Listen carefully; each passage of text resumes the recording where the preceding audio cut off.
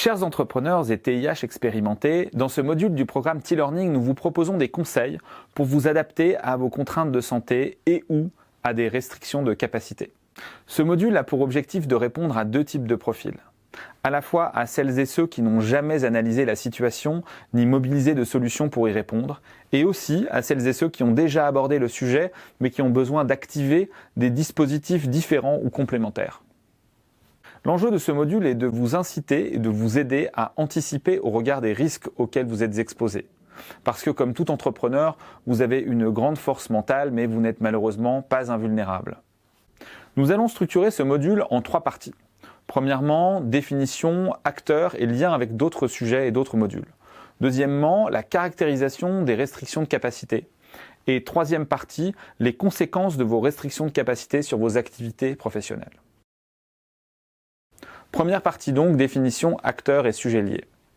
En termes de définition, dans ces deux modules, nous allons évoquer des notions d'incapacité et d'invalidité qui sont définies par des textes que vous pouvez trouver notamment grâce au site servicepublic.fr.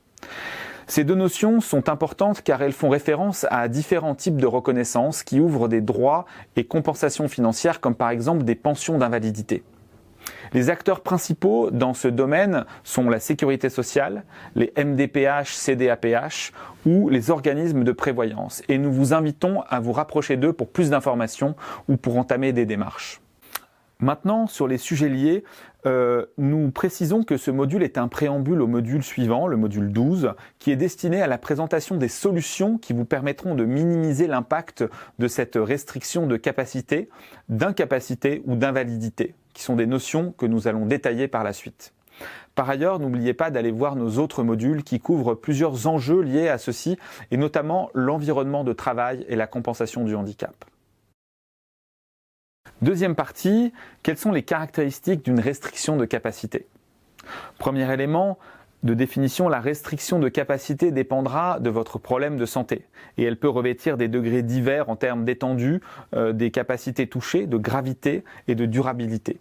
Il y a des restrictions de capacité ou des incapacités momentanées, évolutives et des situations d'incapacité partielle ou totale.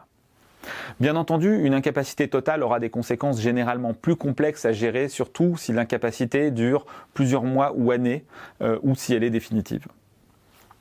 Deuxième élément, une restriction de capacité peut affecter selon son degré trois familles d'activités de votre entreprise. Premièrement, la production de vos biens et services.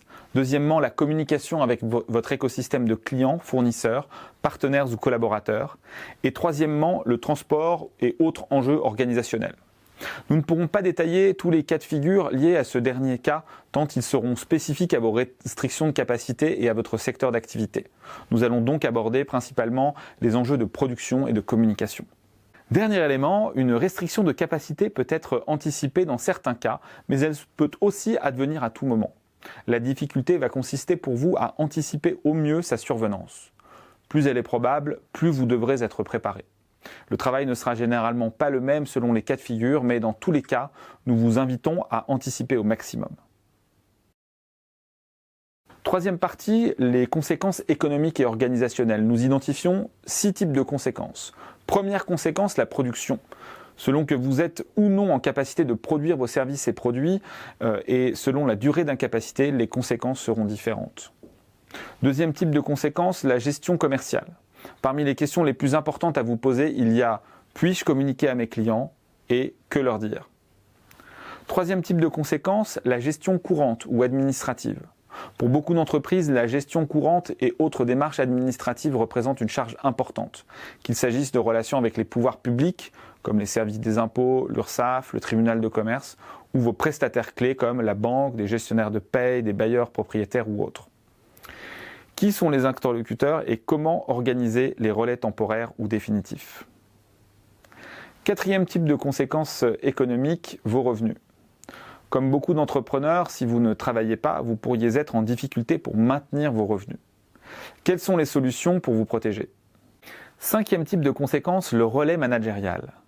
Les questions qui se posent sont qui animera votre équipe pendant votre absence, qui prendra les décisions engageantes comme des embauches ou des confirmations de période d'essai, et enfin, qui prendra les décisions opérationnelles. Sixième type de conséquences, les relations aux financeurs. si votre incapacité peut durer suffisamment longtemps pour perturber les relations à vos financeurs, que devrez-vous faire pour les rassurer suffisamment et éviter les crises de financement évitables?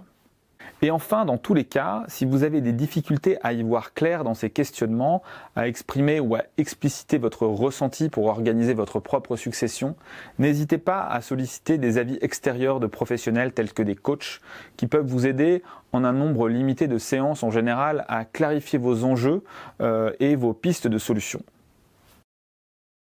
Et maintenant, pour conclure, les maîtres mots de ce module doivent être la prise de conscience et l'anticipation, à savoir quels sont les risques auxquels mon activité est exposée du fait de mes fragilités de santé et que puis-je anticiper par des dispositifs simples tels que des délégations de pouvoir. Rendez-vous maintenant dans le module 12 pour évoquer plus en détail toutes les solutions imaginables. Rendez-vous sur www.tlearning.fr www.tih-learning.fr